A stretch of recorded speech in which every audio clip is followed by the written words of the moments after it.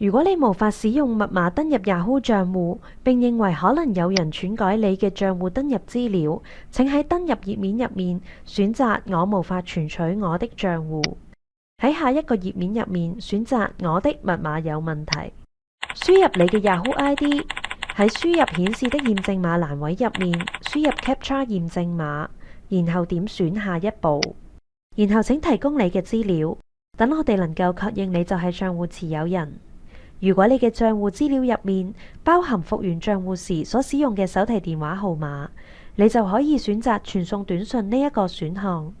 我哋會用短信嘅方式將驗證碼傳送到你嘅手提電話入面。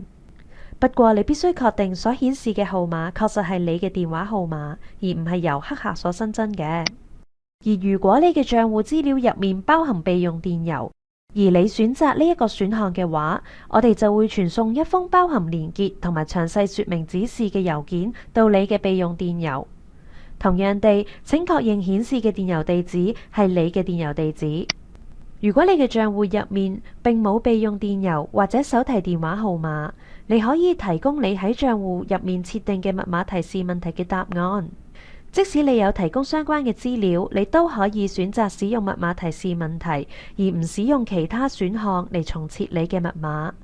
不過，如果選擇呢一個選項，你就必須等候24小時，先可以回答問題並復原你嘅賬戶。喺某啲情況之下，你嘅賬戶復原資料並唔會自動顯示，因此你必須選擇一個選項，然後自行輸入電郵地址或者電話號碼。如果你忘記相關資訊，咁螢幕右邊嘅提示就對你有好大嘅幫助啦。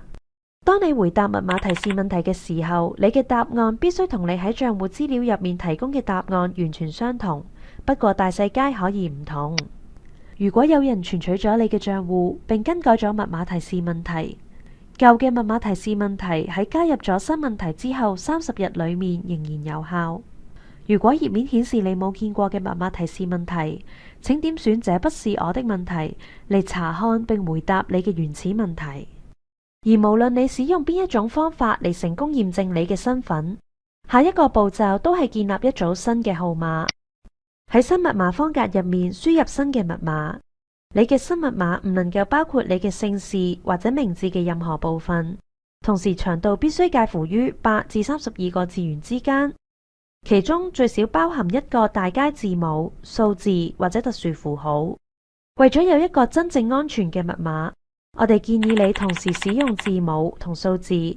運用大細階字母，並且加入特殊符號。而家請重新輸入新嘅密碼以作確認。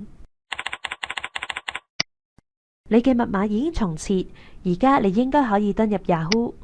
要有效保護你嘅 Yahoo 賬戶安全，請定期更新你嘅密碼同埋賬戶資料。